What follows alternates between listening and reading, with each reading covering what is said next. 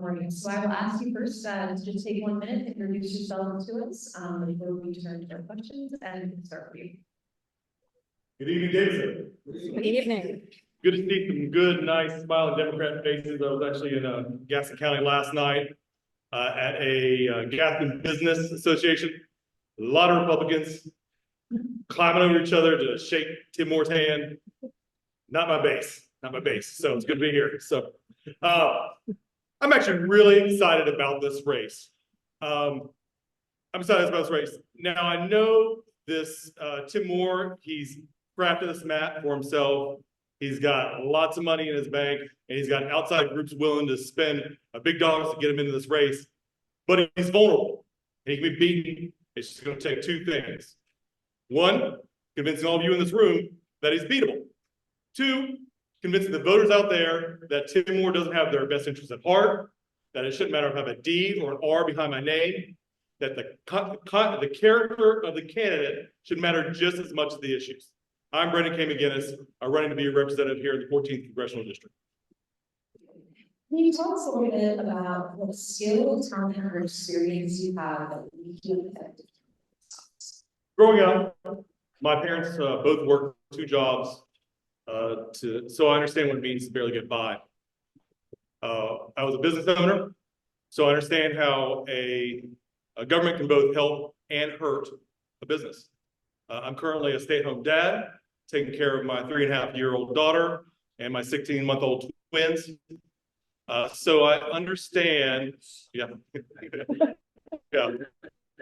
So I understand the struggles that women face in the workforce, whether it's pay inequality or the high cost of childcare.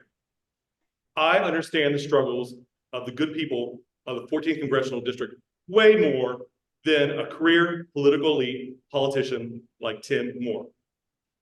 We just have to, all we want is a fair shake in life, and that begins at the ballot box. We just have to convince everyone that character matters. We can win this fight. I just need all of you on that journey with us. Thank you. So let's talk a little more about this race, about Tim Moore. This is an uphill battle, as you both sort of alluded to. What motivated you to enter this race at this moment? And what do you think is the most effective way to counter and beat Tim Moore, your likely Well, I say this politely, but I refuse that premise. I don't think it's an uphill battle. I'm a winner. I wouldn't have gotten this race if I didn't think I can win. He's beatable. He's vulnerable. Look, we've all been witness to the devastation that the legislation he's passed has caused. He's weakened gun laws, so there's more guns on the street, more gun violence, making our families less safe. We've seen him take away the rights of women so that our mothers, wives, sisters, and daughters have less rights than they did 50 years ago. We've seen him block Medicaid expansion while thousands of people died who needed it, all for political points. He's beatable. We just need to convince people that he can do it. And on that note, don't even get me started about his personal life. He's got more baggage than the Ritz-Carlton, right? So he can be beatable. We just have to convince the people out there that character matters. Thank you. So let's imagine that you've won this seat in Congress. What issues would you prioritize, and what would you hope to accomplish in your district? Tim Moore, beating Tim Moore, we're going to take the right strategy executed by the right candidate in order to do that, and I'm that candidate. As far as legislation, I agree with her. Voting rights legislation. If you remember back in 2022, we had the presidency, the House, the Senate. I get it. Infrastructure is important, and actually we needed that, and we were trying to campaign on that as far as Democrats now, and it's hard. But we could have put through voting rights legislation. That should have been the focus. We need to do that again. Women's rights. First thing is trying to get the ERA passed. We can talk about giving women equality, but if we don't have equality in the Constitution, there's always going to be the SCOTUS there to take that on. So with women's rights, we're talking about reproductive rights, obviously, and a national paid leave. That's very important. I have personal stories about national paid leave. My wife and I having to make decisions on whether she should take a job or not. because we wouldn't have been covered by FMLA, which even at that point in time is unpaid leave. So we need to get ERA in place, and then we can start about equality for women. And the last thing is helping small business owners. We've had a system that's been rigged against them for the last 40 years. We've got a tax system that benefits the corporations. We've got a healthcare system that ties employees to their corporations. We've got our retirement plans tied to the corporations as well. So everything is rigged to help corporations, and it struggles for small business owners. So it's looking for ways to help small business owners overcome that rigged system. So my final question for you before we turn to other remarks for you and our audience questions is about one of the things that the Republican supermajority has been able to do, and that is gerrymandering. Could you tell us, in your view, what the impact of gerrymandering has been both on this race and on North Carolinians' politics? I probably don't have to explain to you the impact that gerrymandering is having on this race. I probably wouldn't be here today if we didn't have gerrymandering. Let's put aside what Tim Moore, the legislation he's done, that's terrible, his moral turpitude as a person. The problem that I take from this is the moral decay he's brought to North Carolina. And what I mean by that is we've all seen what fair maps look like. We had a judiciary do fair maps for a 50-50 state. We've got a Democratic governor and a horrible, terrible lieutenant governor that's Republican. We're 50-50, okay? We've seen it. It should be 7-7.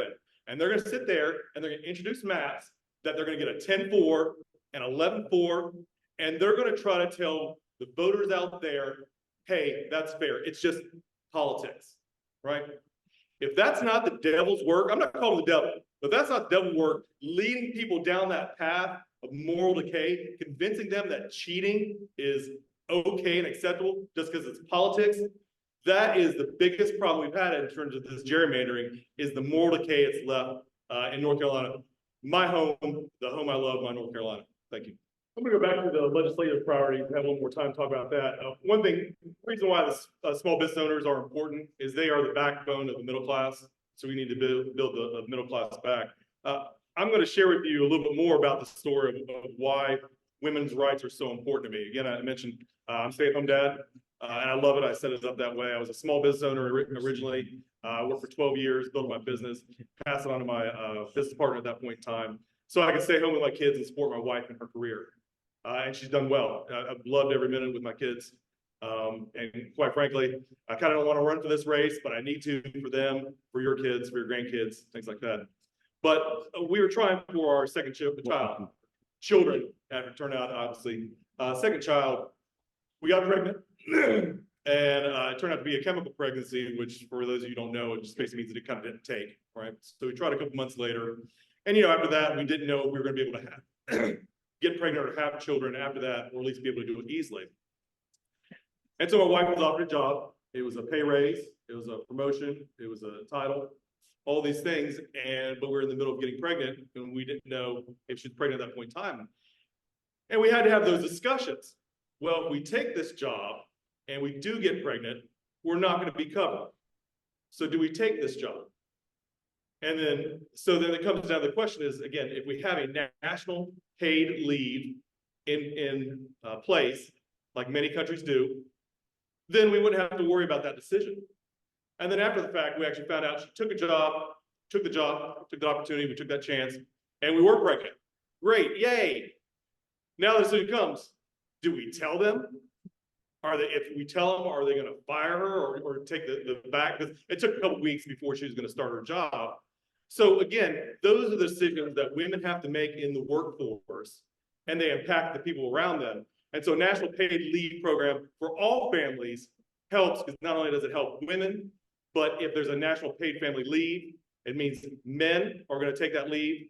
And then that's one of the things that helps inequality pay, because it's not just women out during maternity leave, it's paternity leave as well. Thank you. What is your top priority for what you want to accomplish in DC? So you get there and the office of the president, you do your first 100 days. What are you going to do in your first 100 days? What's your top priority? Well, I'm gonna be answering this question like 3 times. Uh, you know, again, I guess it comes down to voting rights and women's rights. I think those are the ones that you really want to hit on first. I'll talk about my small business owner things.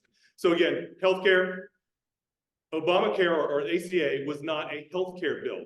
It was an economic bill. The reason why is as a financial advisor, the biggest thing that keeps people from going out on their own in small business or working on themselves is their health care is tied to their employer.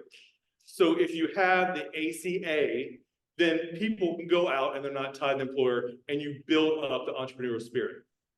Second, as far as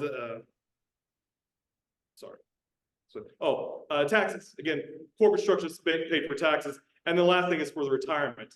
The 401k was created and it's helping corporations. Small business owners can't keep up with the high expense of retirement plans. They can't compete with that for the corporations. So one of the things we want to do with that is we want to sunset 401k. That does not mean that assets leave or are gone, but we sunset 401k. We introduce what's known as Social Security Plus, which is a national pension plan that runs parallel to Social Security, voluntary.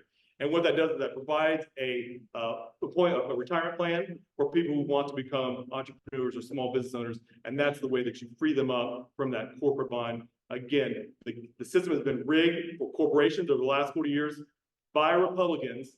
And so it's a matter of getting that system back in place for small business owners and making sure that they have a fair chance in this game. What is your new approach to this basis of housing, healthcare, and education? Solving a 400-year problem in 2 minutes. Okay, here we go. One thing does start off with education. You know, if you grew up in North Carolina, you know that 4th grade is dedicated to North Carolina history. I never learned about the Wilmington Massacre until several years ago. And if you don't know what it is, look it up. But basically, it's the only coup that's ever happened on American soil. Long story short, Wilmington was was the largest city back in 1900 or 1910 when it happened. White coup, killed 300 black citizens, drove out 2,000, and now became a white majority city. So we've got to have those things in the textbooks, because if people don't understand the struggles and the discrimination that happened, they're not going to understand why we need to fix that. As far as dealing with some of those issues, the problem we've had as far as Democrats is we've talked a lot and underdelivered. And so what I want to do is do more, talk less. What the problem is, we've targeted some of our issues towards the Black community, and what that has caused is a lot of times they're ineffective and they backfire. And what I mean by that is if you look back to the economic opportunity zones that was Trump was promoting, this is again not a Democratic policy, but economic opportunity zones in the 2017 tax legislation, that didn't help Black communities. All that did is, I know I was in the Charlotte's West End living the last couple of years. All that did was speed up gerrymandering, because it was white developers came in, took the tax opportunities and created things that weren't housing. So what we need to do is put policies in place that aren't necessarily directed specifically for the Black community. What we're going to do is want to target all people in, I guess I want to say, in the lower class or poor economic conditions, because what that does at the same time too, it doesn't create resentment that I'm not getting, they're getting it, I'm not getting it, and therefore the legislation is more likely to pass. This race is important. There hasn't been a lot of coverage about this race. I get it. You know, I saw a post on Facebook the other day, and it was Joe Biden, we need to give money to Joe Biden, he's got to win the presidency. Well, that's good. Yeah, he needs to win it. But Joe Biden got $97 million in December. I mean, Joe's doing just fine, right? Josh Stein has $11 million on hand, right? And if we don't turn over the supermajority, he could just be a figurehead. This race right here could be the difference between if we get a Republican president and the Senate might turn Republican as well. This race right here could be the difference between a total Republican government or Democrats taking the House, and nobody's paying attention to this race.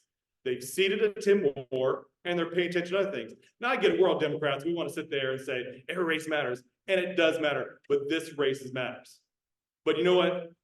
That's my fault.